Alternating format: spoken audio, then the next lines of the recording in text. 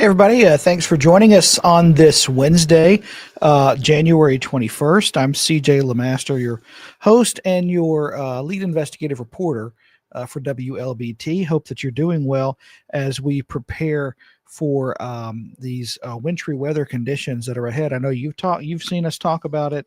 You've heard about it. It's been a lot that we've been trying to, make sure that we keep everyone up to date on. As it stands right now, there was a first alert weather day for Saturday and Sunday this weekend. Some of the newest information that our own Dave Roberts has put out. And again, I'm not a meteorologist. I don't even play one on TV. I leave that to the experts. And of course, Dave's our chief and a very good friend of mine. And there's a winter storm watch in effect from Friday afternoon through Sunday afternoon to give you an idea of what we're going to be seeing. So just stay weather alert. Make sure to keep it right here on the air and online. We have many of you watching right now, 51 of you on Facebook, which is, it sounds like it's a bit higher than normal. It's a lot of people. It's dozens of people. Listen, hey, that's not reflecting everybody watching on our OTT platform or watching, online. So take that with a grain of salt. Got a lot of people watching on YouTube as well. We appreciate everybody watching today. Britt saying hi first. Happy Wednesday, everyone. Britt, I hope you're doing well and you have a wonderful Wednesday as well. Happy hump day to everybody. So we want to start with weather and kind of let you know what we know at this point, at least in terms of what the state is doing. State preps right now. The state's Department of Transportation closely monitoring road conditions ahead of this potential winter storm. MDOT crews are stockpiling sand, salt, and other materials. They're also filling trucks with salt brine to pre-treat the roads. Now, again, you can follow us on air, online, and through the First Alert Weather app for the latest travel and weather information. This will become more and more important as Friday gets closer and closer. A federal judge has ordered the man accused of setting fire to the Beth Israel synagogue to remain in jail until his trial next month. Now, the decision came after an FBI agent described the fear Stephen Pittman's own parents felt and the steps they took to safely turn him in. According to testimony from an FBI agent yesterday during his court appearance, during Pittman's court appearance, I should say, Stephen Pittman was very vocal about his intentions. The FBI agent testifying that Pittman told an associate, quote, "I want to burn down a synagogue." Now, in court, the agent said that Pittman's parents began noticing sudden anti-Semitic behavior over a winter break. His mother started locking doors inside their home. His father was too afraid to call police while Pittman was there. After the fire, prosecutors say Pittman's father arranged a hospital visit with law enforcement. According to the agent, Pittman confessed to his father and the FBI at the hospital. Now, despite all of that, Pittman has pleaded not guilty and will go to trial next month. So when people make anti-Semitic comments, a lot of the time, it hits the heart quickly. But once you think about it, what you have to realize is that person has other issues that really don't have anything to do with you, you know, um, and we realize that. But for the judge to that fire at Beth Israel Synagogue was about a week and a half ago now. I don't think anybody wants or needs him out. That fire at Beth Israel Synagogue was about a week and a half ago now. Surveillance video shows Pittman buying gasoline, then changing his license plate before heading into the synagogue.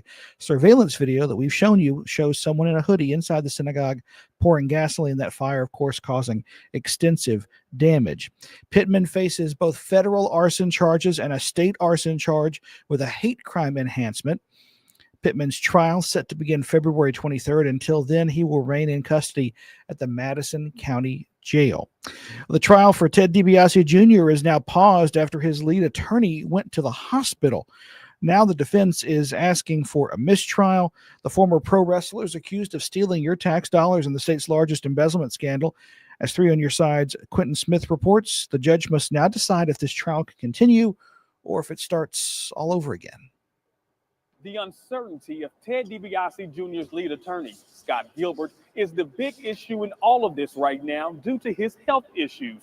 There are more attorneys on the defense. However, they say they are not prepared to step in and take over this case, including Eric Hirschman. He says it would be impossible for him to take over at this time. He spent the day asking for a mistrial, saying since Gilbert is sick, DiBiase should have the right to pick another attorney of his choice. Everything dates back to last Wednesday. That's when Gilbert became sick and checked into a hospital. Doctors will evaluate him over the next 3 to 4 weeks. From there, they will decide whether Gilbert should stay on the trial. However, prosecutors say they want the trial to continue, and they're asking for another defense attorney to step in. The prosecution points to the fact that their star witness, John Davis, who admitted to directing the money to go to DiBiase, is undergoing chemo treatment for cancer, and they are not sure if he'd be able to return and testify if there was a mistrial. DiBiase, he's accused of pocketing more than $2 million in welfare funds and then using that money to buy a boat and a home in Madison County. Keep in mind, we are 7 days into this trial. If the judge does grant a mistrial, that means things would start over from scratch. The judge says he's going to take everything into consideration before making his decision. But as things currently stand, the trial is now paused until further notice. The judge did not give a timeline on when he plans to make his decision. Reporting from outside the federal courthouse, I'm Quentin Smith. Now, the Mississippi Supreme Court heard arguments yesterday in that legal dispute between Attorney General Lynn Fitch and State Auditor Shad White. Now, neither Fitch nor White attended, but their attorneys argued over which office has the authority to sue for recovery of state funds. Fitch appealed a Hinds County ruling that allowed White to sue Brett Favre for interest on welfare money he had already repaid. White's attorney says the suit was filed only after Fitch declined to pursue the claim. The Attorney General has reserved the right to bring suit on that at some appropriate point. Again, that requires appropriate investigation, consideration, all those relevant things. She hasn't done it yet. That does not mean she won't do it. She wants the money of the people of Mississippi duly recovered. Now, Justice Kenny Griffiths says the case hinges on who controls the litigation and questioned why the offices don't just work together to recover any remaining funds. The court could take several months to issue a decision. The stalemate over Madison County's fuel bill will continue for at least another month. Supervisors voting again yesterday to withhold any payments to Fleet Corp. Now, that is the company that is used to by all Madison County employees to buy gas for their county-issued vehicles. At last month's board meeting, Supervisor Casey Brannon and Trey Baxter, both supervisors, voted to suspend all payments to Fleet Corp until Board President Gerald Steen provided a list of fuel stations and stores he is affiliated with. Well, the Fleet Corp payments were once again on yesterday's agenda to be paid. Once Supervisor Steen was out of the room, the remaining supervisors debated what to do next. I don't believe that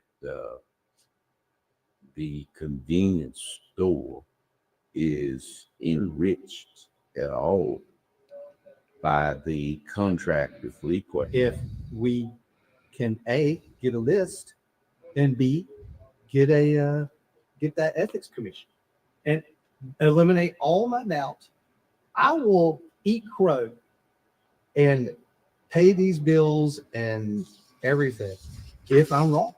I just don't believe I'm wrong.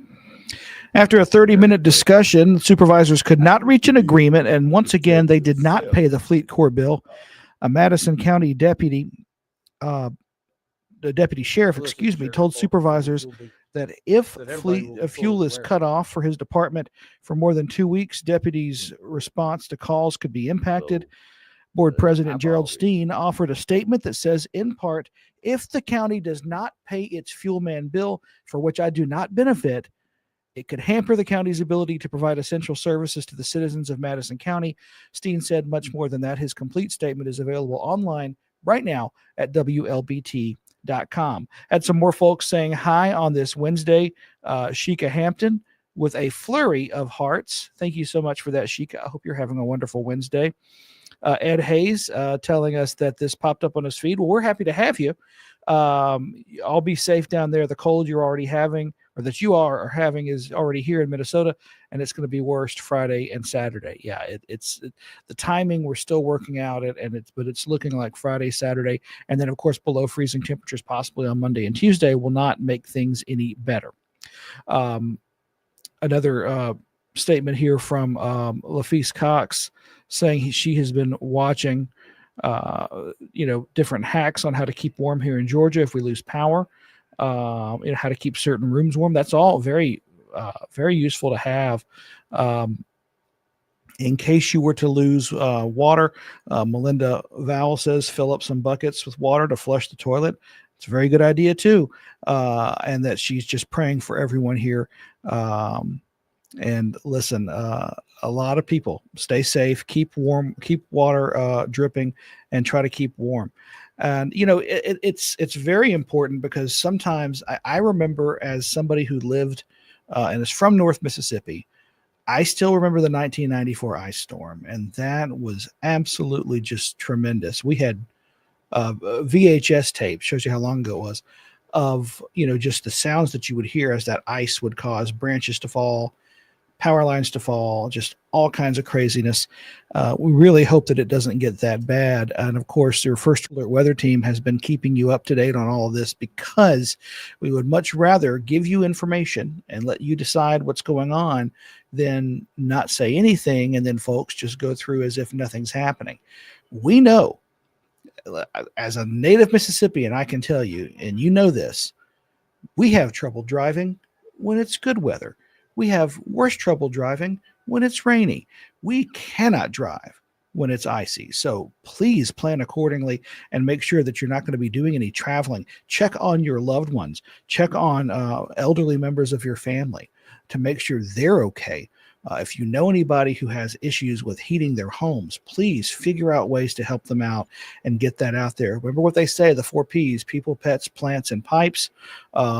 Take care of your plants. Make sure your dog or other animals are not kept outside, especially in this below freezing weather. They are not acclimated to it. And of course, pipes as well. We will be hoping that the city of Jackson, historically, when temperatures have been below freezing, we've had boil water alerts, we've had water outages.